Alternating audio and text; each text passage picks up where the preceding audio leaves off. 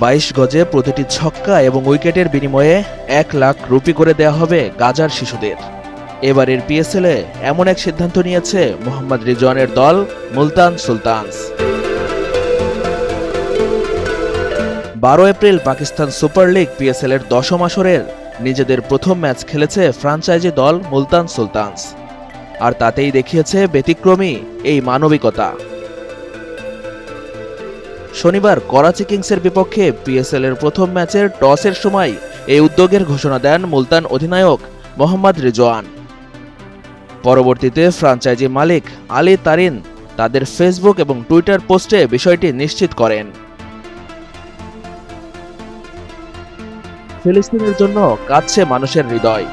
মানবিকতার টানে যার যার অবস্থান থেকে নিপীড়িত ফিলিস্তিনিদের পাশে দাঁড়াচ্ছে ব্যক্তি থেকে সংগঠন সবাই। এবার ফিলিস্তিনি শিশুদের আর্তনাদ নাড়া দিয়েছে পাকিস্তান সুপার লিগের দল মুলতান সুলতানসের সদস্যদেরও। প্রতিটি ছক্কা এবং উইকেটের জন্য 1 লাখ পাকিস্তানি রুপি দেয়া হবে, যা বাংলাদেশি টাকায় প্রায় 83,000 টাকা।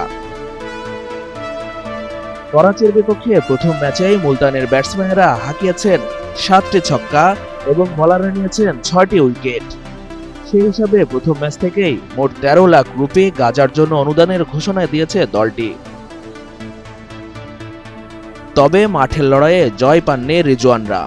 অধিনায়কের সেঞ্চুরিতে 234 রানের বিশাল স্কোর গড়ে মুলতান, কিন্তু করাচি কিংসের জেমস ভিন্সের সেঞ্চুরিতে ভর করে প্রতিপক্ষ দল 4 বল হাতে রেখে ম্যাচ জিতে নেয়।